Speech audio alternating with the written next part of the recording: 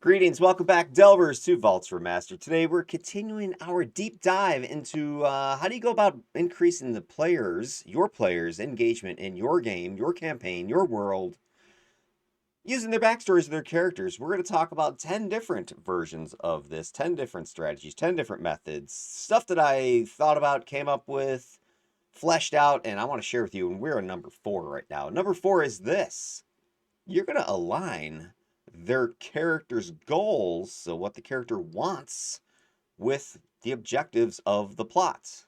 Because believe it or not, those are quite often not the same thing. And this could explain why perhaps some of your players don't really seem to be getting into it, right? They came up with this cool character idea, and they have this character that wants to do certain things, and they got this beautiful vision for this person, and meanwhile, they're in your campaign world that has nothing to do with that.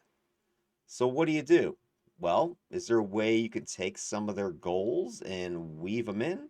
Or deviate the plot a little bit to the left or right to kind of scoop them up in the action? Let's talk about that strategy today, aligning character goals with the plot's objectives. All right, method. You're going to be looking for some natural overlaps between what the goals of their characters are and the group's objectives, what the party's trying to do, and the overall theme of your campaign. In my game, my theme, we're looking at this world, the subterranean world known as the vaults of Under Earth. And a big theme I have is chaos versus structure, order. We've got freedom and anarchy, perhaps on one side. We've got tyranny and oppression on the other side. And the player characters are navigating this world. So take a look at your game world. Got to know what your basic theme is. What's the plot? What's the objective? What are they doing? And then look at what their character wants to do. And is there a way that those things have some overlap, some intertwining, right? Because if so, you're going to be trying to design some quests, objectives that will align these things all together so everything's moving in the same direction. Now, why are we doing this? Well, it should be self-explanatory, right? When a character has a goal and it matches with what the party's goal is and what the theme of your story is, well, then it's going to just naturally strengthen the investment that that player has in the overall success of the whole dang thing, right? Your players are now going to want to pursue not just their own selfish goals of their character, but they're going to be even more into it or more easily into it because it's also helping the whole group. So if their player gets what, or that character gets what it wants, well, then the group can get what it wants, and the story can get what it wants or what it needs, and everybody's going in the same direction. It's beautiful. Now, of course, that's easier said than done. So, how are we applying this thing? What's our strategies here we're talking about? So, we're looking for a unified narrative, right? We want to intertwine the individual goals of the character with your overarching plot of your campaign. Now, when the personal ambitions of a character align with the group's objectives, it's going to make the whole story much more coherent, and all the PCs have a personal stake in what the heck is happening, right? So if the goal of the campaign or the theme of the campaign or what the group is trying to do is way over here, and your character, individual person, is their goal is way over in the opposite direction, well, then they're naturally going to not go together, right? And this probably explains some of those stories or maybe your own experience with players or characters that just don't seem to be with it or want to play or whatever. Or maybe they built a character that just doesn't fit with the game world. Now, part of that could be you didn't explain things too well as the GM or the DM or whatever when you first started the whole campaign, or maybe you just got a PITA player who's insisting on deviating from the rest of the game. Well, you got a couple options there. You can try to use the strategy I'm talking about here, or you can just give that person the boot because they're just not with what your game's doing, and that's perfectly fine, right? But those people who are in the game and do want to play and are not causing all kinds of problems for you and a big old headache, is there some way you can kind of weave what their character wants into your story? Because if everybody's in that same direction, you got a unified narrative, and things are going to move in a positive for everybody. Of course, the other thing here, as far as applying this goes, is that you're trying to align character goals with the objectives, right? So each PC's personal journey is going to is going to contribute to the group's success. And if you could do this, if they could do this, now you've got this unified purpose. The characters are motivated, right? Their personal reasons are given a motivation. That's natural. That's in their backstory. But so is the collective goal. And it's going to give everybody that enhanced emotional experience that because everybody's stakes in the campaign are the same. Not exactly the same, but they're all going in the same direction. So if people are getting what they want, parties getting what they want, it's going to invest. People are going to want to get into it. It's going to motivate their characters to do things. Now, how you go about doing this, implementing this strategy, that is always the trick, right? And I'll give you an example from my game in a second, but here's the basics, right? This always starts, most of my strategies I'm talking here, go back to this session zero thing. And whether or not you have an official session zero or not, you should definitely have some sort of discussion with a player about their character. I really think it's a bad idea if you start a campaign or you bring in somebody new and you don't know what their character is or what they want. That's a huge problem because most players are creating a dream character that they fantasize about, right? Fantasy TTRPG, and they're showing up to your game and it doesn't align with anything, right? Because they don't know. They don't know your game. So you definitely need to communicate that and you need them to communicate with you, which is why I mentioned this questionnaire that I've used several times. I have this 18 question, questionnaire I give my players and it helps me to figure out who their character is, what they want. If I know those two basic answers, well then I can do stuff like this. But I'll also try to work with the characters one on one if I need to, because if I can really sit with a player and go through their character, what they want, what they need, I can then give them some feedback immediately, and we can kind of collaborate and build this idea together, because that's what it's all about, really. Then the other way you want to implement this is, of course, is looking for those natural overlaps. And I don't mean the whole campaign either. I'm talking session by session. So as you're prepping your session and you're planning that next quest or that next step of the campaign, whatever it is, look back at those PC wants and needs and see if there's any overlap. Is there anything you can pull out of some of that backstory that'll let you bridge what the PC's dreams are, what their goals are, what the plot's objectives are, with what the group's objectives are? Is there some natural bridges there? Because if there is, and the player and their character can see that what they want is going to help the whole party and everybody again is moving in that same direction, that is going to be just a synergistic moment for everybody. Because I think at the end of the day, everybody wants their character to, not just slay the beasts and whatever else, but they want to contribute, they want to participate, they want to do stuff. And so if you can give them reasons to do things, the goals of the campaign, but also feed that selfish, need. Hey, I want my character to be cool and whatever else. And by the way, I think this is where some, GMs or DMs, you make that mistake of, my players want to just level and they just want more magic items. And it makes the game boring because they have all this stuff and they, can have all this power. Well, it's not necessarily that the players want all this stuff. What they want is to do stuff. They want to be growing and their characters exciting and interesting and they're able to, you know, get really involved with them. And so I think maybe instead of, oh, my players just want some more magic items and you're mistaking, that idea for, this whole give them more stuff. How about giving them this more intangible stuff? Like what does their character want? And then if you give them that, hey, they want to find their long lost uncle. Okay, put that into the story, right? They're looking for to become the greatest swordsman ever. Okay, start working towards that. It doesn't always have to be magic items or loot or, money, that kind of stuff, or a new power. Yeah, that stuff will come along naturally, but I think your players will be much more patient if the story is actually moving their characters ahead in some way, shape, or form. All right, now example for my game. I've mentioned this character a few times now in these videos and some of the earlier ones when I was talking about actionable clues and actionable role play. And if you haven't seen those videos, I really recommend you go ahead and subscribe to the channel so you can get into those playlists and start to take a look at some of this stuff in case you're curious, what all this background stuff is that I'm talking about here. So I have this character by the name of Nesnee. She is this Orog. I still need to remaster that name because it is from D&D realm, and it is from D&D terms. It's an orc who has been bred or crossed with some demonic blood or whatever. So it's like a hybrid. I guess you might even think of it like a tiefling. But in my game world, they are orcs who descended, were tricked or trapped down in the depths, the pits of hell, the abyss itself, and managed to crawl their way up under the the the whip, I guess, of their god and the this volcanic deity that they worship. But this process of clawing their way back up from the pits of Hades, the abyss, they were transformed into these magmatic, volcanic, cracked skin, hot lava-y blood creatures known as Orog, or these volcanic orcs, which I need to rename. But one of the characters is playing one of these. Her name's Nesney. She's a cleric, and she's just joined the cult, a cult known as the Harbingers of Freedom.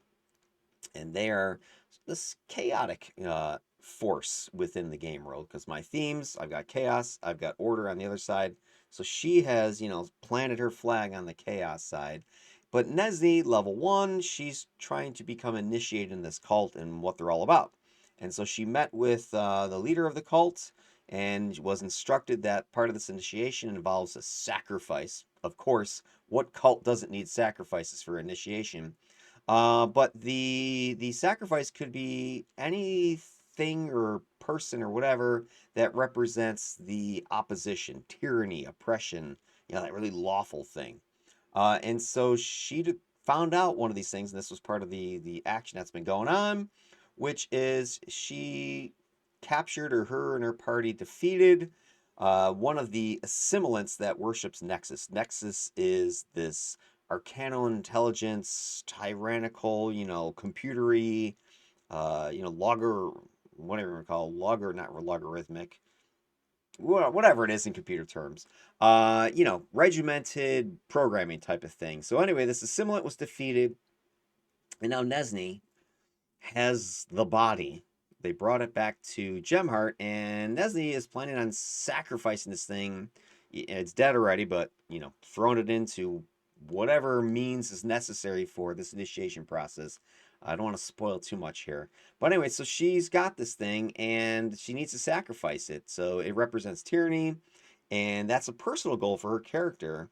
But it also ties back into the broader plot objective for the whole party, which is trying to fight against Nexus and its influence within the game world and investigate and try to figure out what it wants. So she and the party defeat this assimilant. Its name was Glimmerly.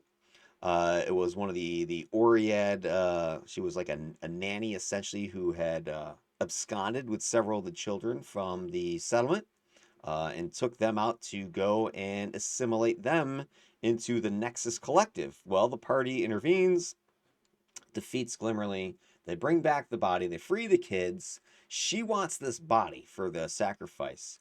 And again, this ties into the bigger picture, even though the rest of the party is like, well, what do you want this body for? Like, what? But they're like, okay, well, we'll bring the body back because we need to investigate it and try to figure out like what makes it tick, and why this Glimmerly, who was, for all accounts, was a good person, turned into this robotic assimilant. So it's combining that personal development of her character. I'm a cleric. I'm a cultist. I worship this Ahriman. My cult leader says I need to make this sacrifice. I need to take this body for the sacrifice.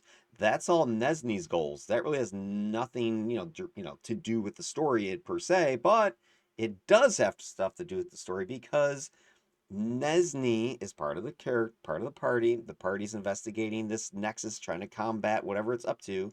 And this Glimmerly, this sacrifice, served the Nexus. So the party wants to also accomplish and defeat Glimmerly. And at the end of the day, do they really care what Nesney does to the body? No, not really. So they're getting something out of it anyway. So they're more than willing to assist Nesney with her quest. But the other fun thing now that I'm having with this, because there's always the other thing, right? Now, once you start to do this, you're able to trigger other stuff, other subplots and tensions. So in my game, what I've started to do with this now, it's kind of funny. So now they've got this body. They've taken out Glimmerly. They're returning with the kids. A couple of the kids have been assimilated, so they're trying to figure out, oh man, what do we do? and got to get back to the settlement, and relieved parents are waiting, that kind of thing. And then there's this mystery, and then what to do with these other kids, and got this body. So the question is, well, how the heck do you get a body, right, that's been assimilated back into Gemheart? How do you get these kids into Gemheart with assimilated, Borg style of entities? How do they get them back without any questions? How do they get them back without the leadership or the authorities of the settlement taking them, or researching them themselves, or simply, well, wait a minute, what's going on? Are you all infected as well? I mean, what's going on here? And then so they ultimately get the body in through some finagling and some smooth talking from the party's face, the bard there, Welverin, and they get in there. But then the leadership of the town, of the settlement there, Gemheart, says, well, we need to take this body, and go through our Oriad rituals to bury it. They believe in this whole stone, bone to stone concept, where they desiccate the body and crumble it up into dust, and then merges back with the earth from whence the Oriad were born. So now all of a sudden the player's like, oh crap, we got the body in, but now the authorities want to take it to the morgue, for lack of a better term, known as a place called the Eternal Resting Stone. So how do they get the body from there? Again, some shenanigans happen, some role play happens, things are moving. So now we've launched some new subplots, some new tensions, some new conflicts are happening. The other thing at this point is now the teammates are really wanting, why the heck do you want this body?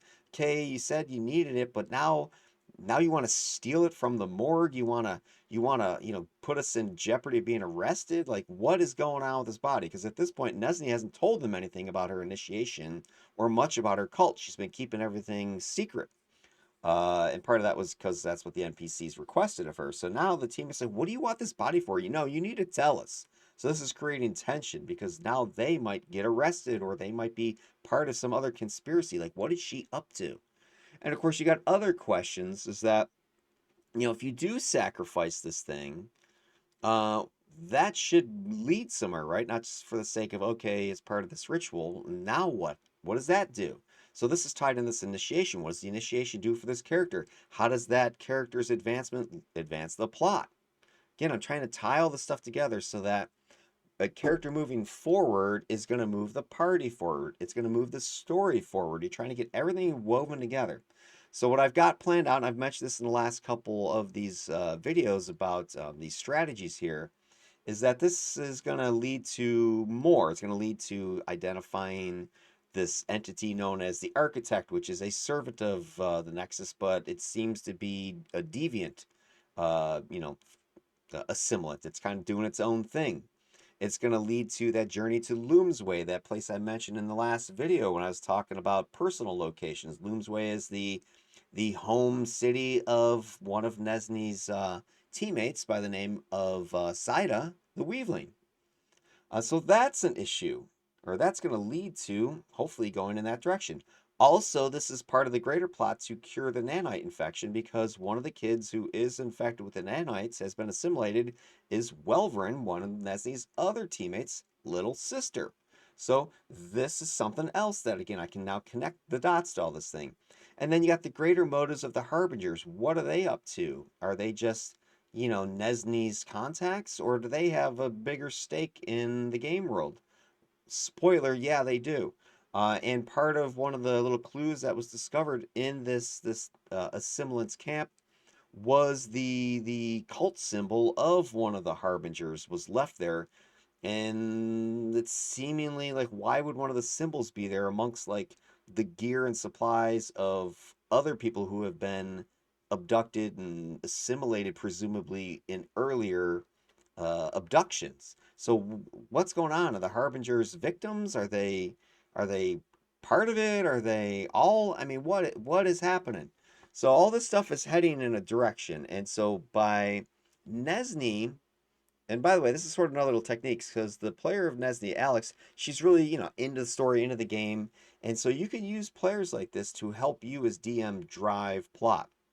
So I've, confided a bunch of stuff with Alex, a little bit more spoiler than I would give my other players, but it's because her character is heading in a direction with her personal story, which happens to be a direction that the plot I want to go is going in that direction now too. So I can kind of make use of Alex's interest, Nesney's fire, and the plot is now getting driven in this direction. So the other characters are now maybe a little bit suspicious, but at the same time, they trust Nesney enough to say, okay, we'll go along with this. So I can use this. So as a GM, make use not just of backstories, but also make use of players and their characters that are like driven to drive the plot and pull your other players along, right?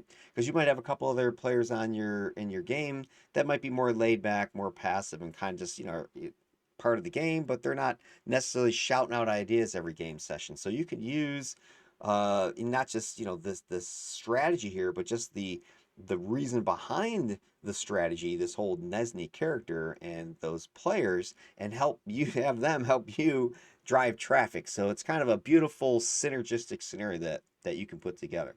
All right, so that's what Nesney's up to. So hey, what should you be getting out of this video, and what the heck I'm spitting out here? Well, hopefully this is what it is. Well-constructed narrative. So your story here that's making use of your character's goals. It's instrumental to your campaign's success, motivating your players, right? So you want to make use of character goals, because if your characters all have different goals, and those goals are all different from the plot and from the party goals, then your characters, your players, are not really going to feel very satisfied, because every time they show up to the game, they got these cool characters they spent all this time creating, and the characters never seem to get what they want. Or the game devolves into just a loot festival, right? Where everybody's getting what they see their characters getting, or what the characters want just devolves into another, magical item or some more coin or whatever, right? It's just, that more just superficial reward. But if you can give your characters rewards in the form of character advancement, not just levels and powers and feats and stuff, but in their stories moving forward, now you really got them. You got them motivated. I think it's more motivating, I believe, than just, oh, I got another +1 weapon. All right, great. I can hit a little bit more easily. I can do a little bit more damage. Great. But my character's still stuck at essentially level 0 with their own personal plot. All right, then the other takeaway is that collaboration with your players, building your story, it's super important, not just because it gives you ideas, but it shows respect for your players. It shows that you're incorporating their characters' narratives into your larger plot. And I've been thinking about this a lot because, in the past I hadn't been thinking this way. I hadn't been doing this way. You got players that are showing up every week or every couple weeks in my case. They're spending hours playing your game, and what are you doing to show respect for their time? I mean, I get the idea that, hey, they should be respecting me because I'm spending all this time. I don't deny that, right? But at the same time, they're there with you, and they've spent this time creating characters and are showing up and they're rolling dice and they're part of whatever you're doing, and maybe they bought their own books and they got their own subscriptions and everything else, so they're invested as well. So what are you doing to show some respect for that, right? Well, it's easy. You can pay attention to what their characters want and give it to them, right? I mean, I'm not saying just hand them magic items or whatever, but just if their character is on a quest or a goal to do something, well, we'll weave that in. Put it into your story. I guarantee you, if you're kind of having some humdrum stuff in your campaign, your next session, do something like this. If they're like searching through some dungeon, like, yeah, we've been doing this for the last 5 weeks, and the players seem kind of bored, well, have some of the loot suddenly be like a journal or something like that, or something with their family's, crest on it. Something that they pick it up and like, wait, this is my father's sword, my father's journal, my mother's, necklace or something like that. Why is it here? What the hell's going on? Right now you've got them thinking, and I guarantee you their interest level is going to immediately increase. Now, of course, you got to have a reason for that item being there, that clue being there, which hopefully you've been weaving in all along. But if you're starting to find that things are slowing down and bogging down, try something like that and see what happens. Again, you can kind of throw it in there, but make sure you follow up with it later. Maybe the parent was kidnapped by the creatures in the dungeon and eaten, or they're doppelgangers or something. I don't know. You come up with some idea, right? That's why you're wearing the GM pants. All right, then the last takeaway, is that you're trying to promote, by using this technique, you want to promote a sense of accomplishment and satisfaction because your character's goals, their personal goals, they're contributing to the group's achievements. So I think that's what I mean by that intangible reward, the more substantive award, right? So rather a reward. So rather than just that magic item, what if what they've done or what they know or what they accomplish allows the party to overcome some major, goal? If they are able to defeat that big bad evil guy, the current boss, because of something that the character's backstory contributed. Not only, hey, we beat the boss and we got this loot, but man, we couldn't have beat the boss without that knowledge or that information or that whatever, that personal goal being accomplished or knowledge. So it's this two for one if you're able to pull this off. And I think you can do it. You just got to look at the characters' backstories and find out what it is they want, right? Because if they get that and they help the party, that's the win-win situation that everybody wants. All right, that's the end of the video. Hopefully, again, this was some interesting, useful stuff for you. Like, subscribe, I'll notify, all that cool stuff. Throw your comments down below if you have some questions or you have your own ideas on this topic, or you just think I'm crazy. Whatever. In the meantime, have yourselves a good night and take care.